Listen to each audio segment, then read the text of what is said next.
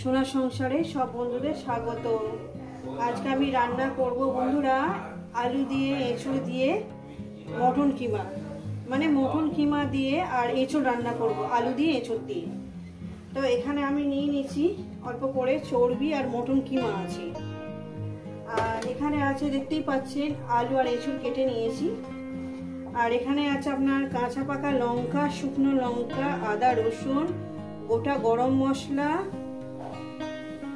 Tomato, পেঁয়াজ কুচো, ধনেপাতা এই আমার লেগেছে। রেসিপিটি শুরু করার আগে বলবো রেসিপিটিকে লাইক করবেন, শেয়ার করবেন। নতুন নতুন রেসিপি দেখতে গেলে আপনারা চ্যানেলটাকে সাবস্ক্রাইব করে নেবেন। তো চলেন, ঠিক যেভাবে খাই ঠিক আপনাদের সেভাবেই দেখাবো। রেসিপিটি শুরু করা যাক। গ্যাস ধরিয়ে দিয়েছি, কড়া বসিয়ে দিয়েছি, কড়া আমার গরম হবে। বন্ধুরা এখানে আমি দিয়ে দিয়েছি একটা জিনিস দেখাই আপনার, আদা রসুন, কাঁচা লঙ্কা, শুকনো লঙ্কা আর গোটা গরম মশলা আছে। আর এখানে দিয়ে দিয়েছি আপনার জিরে ধনের গুঁড়ো আর হলুদের গুঁড়ো দিয়ে দিয়েছি। এখানে এই যে দেখতেই পাচ্ছেন জিরে ধনের গুঁড়ো, হলুদের গুঁড়ো, এটা একটা মিহি একটা পেস্ট বানিয়ে নেবো। আর আমার কড়াটা গরম হয়ে গেছে, আমি এখানে তেলটা দিয়ে দেব। তো বন্ধুরা আমার তেলটা গরম হয়ে গেছে, দিয়ে দেবো লবণ, দিয়ে দেবো একটু হলুদ, একটু হলুদ দিয়ে দিলাম। এবার কি করবো, আমি আলুগুলো আগে ভেজে নেব।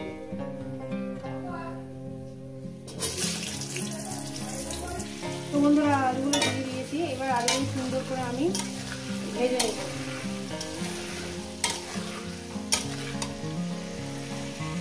তো বন্ধুরা দেখছেন আলুগুলো আমি সুন্দর করে ভেজে নিয়েছি। ভালো করে দেখুন, আমি আলুগুলো কিন্তু পোড়াইনি।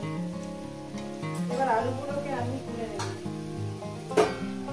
রেসিপিটা কিন্তু পুরোটাই দেখবেন আমি কেমন করে বানাচ্ছি, আর আপনাদের কেমন লাগছে অবশ্যই কিন্তু কমেন্ট করে জানাবেন।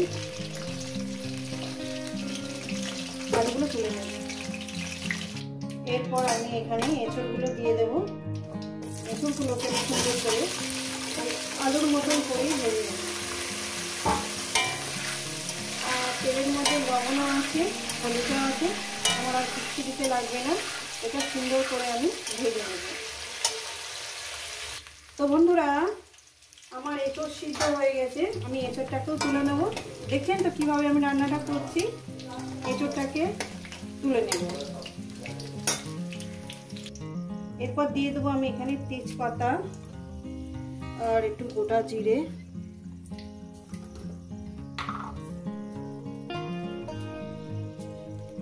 গোটা জিরে দিয়ে দিলাম। রেসিপিটা কিন্তু পুরোটাই দেখবেন কিন্তু বন্ধুরা, আর আপনাদের কেমন লাগছে অবশ্যই কিন্তু কমেন্ট করে জানাবেন। একটু কয়েক সেকেন্ড একটু ভেজে নেব। এই তেলে আমি করছি, যেহেতু চর্বি আছে অনেকটাই তেল বেরোবে। দিয়ে দেবো এখানে পেঁয়াজ কুচো। পেঁয়াজটা আমি একদম অল্প পরিমাণে দিয়েছি, একটা বড় সাইজে শুধু পেঁয়াজ দিচ্ছি, আর কিছু দিয়ে দিই, শুধু একটা বড় সাইজে পেঁয়াজ দিচ্ছি। গ্রেভিটা ঠিক আমি মোটা করছি না। পেঁয়াজ থেকে দিয়ে মিনিট 2 দিয়ে আমি এটাকে ভেজে নেব।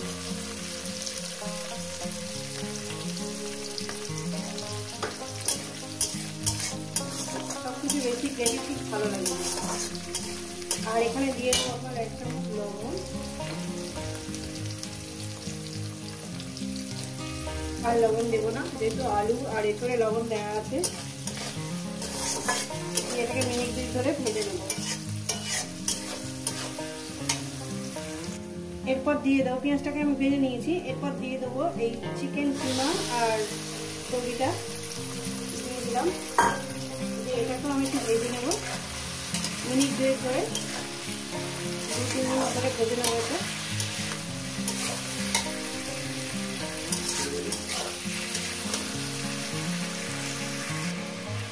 তো বন্ধুরা এরপর দিয়ে দেবো এখানে মশলাটা।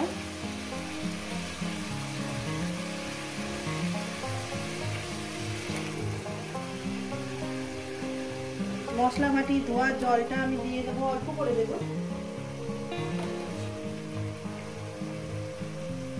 অল্প করে সামান্য জল দেবো।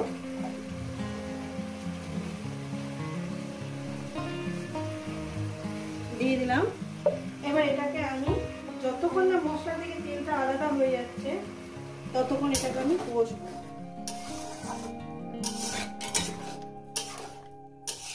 দারুণ খেতে হয় বন্ধুরা। এইভাবে যদি আপনারা এঁচড় দিয়ে কিমা এবং চর্বি যদি খেতে পারেন না, দারুণ বানিয়ে। এটা আমি ভালো করে সুন্দর করে মশলা থেকে যতক্ষণ না তেলটা আলাদা হয়ে আছে, ওই 2-3 মিনিট লাগবে একটু কষতে। তো আমি ফিরছি প্রায় 3 মিনিট পর। তো বন্ধুরা, এই রেসিপি কিন্তু আমার বাবার। একবার আমার বাবা বলে দিচ্ছে, একবার খাবি বারবার খাইতে ইচ্ছে করবে। বন্ধুরা, রেসিপিটা কিন্তু আমার বাবার। আপনারা অবশ্যই এটা বাড়িতে বানিয়ে খাবেন। তো সুন্দর করে কষিয়ে নেবেন। তো বন্ধুরা, আমি এখানে দিয়ে দেবো একটু ঘি দিয়ে দেবো প্রায় 1 চামচের মতন আমি ঘি দেব। দেখতেই পাচ্ছেন বন্ধুরা, 1 চামচের মতন ঘি দিয়ে দিলাম।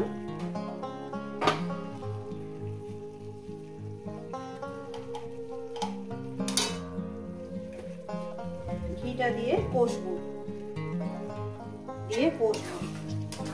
আর এই কষানোর মধ্যে আমি দিয়ে দেব টমেটো আর ধনেপাতা। ধনেপাতাটা আমি শুরুতেই দিয়ে দিলাম যাতে ফ্লেভারটা সব জায়গায় ছড়িয়ে পড়ে। দিয়ে এটাকে আরো আমি 1 মিনিট কষিয়ে নেব।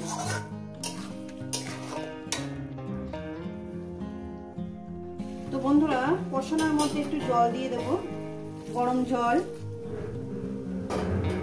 এরপর দিয়ে দেবো আমি এখানে এঁচড় আর আলু দিয়ে দিলাম। আমার মশলা অলরেডি কষানো হয়ে গেছে। আরো 1 মিনিট এটাকে কষিয়ে আমি জল ঢেলে দেবো। খুব সুন্দর রেসিপি, খেতে খুব সুন্দর হয়। অল্পটুকু দিয়ে অনেকটাই ভাত খেয়ে নেওয়া যায়।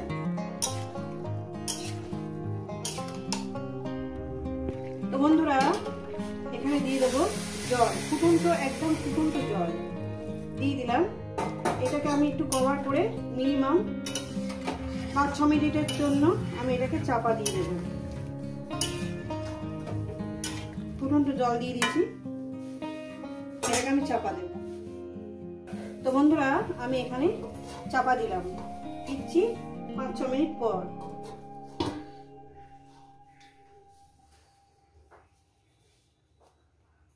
তো বন্ধুরা, এখানে আমি কয়েকটা দানা চিনি দিয়ে দেবো।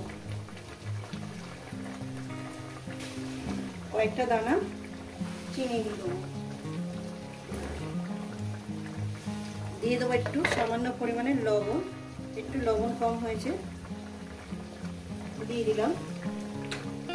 দিয়ে আর 1 মিনিট রান্না করব, এটাকে নামিয়ে দেব।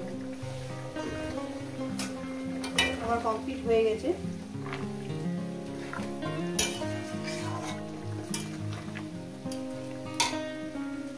তো বন্ধুরা, আমার তরকারিটা হয়ে গেছে, আমি গ্যাসটা অফ করে দিয়েছি, নামিয়ে দেখাচ্ছি। তো বন্ধুরা, এই রেসিপি যদি আপনাদের ভালো লেগে থাকে অবশ্যই কিন্তু কমেন্ট করে জানাবেন। রেসিপিটিকে লাইক করবেন, শেয়ার করবেন। নতুন নতুন রেসিপি দেখতে গেলে আপনারা চ্যানেলটাকে সাবস্ক্রাইব করে নেবেন। আবার নতুন কোনো রেসিপির সঙ্গে দেখা হচ্ছে। সবাই সুস্থ থাকবেন, ভালো থাকবেন, আর আমার নিত্য নতুন ভিডিও দেখবেন।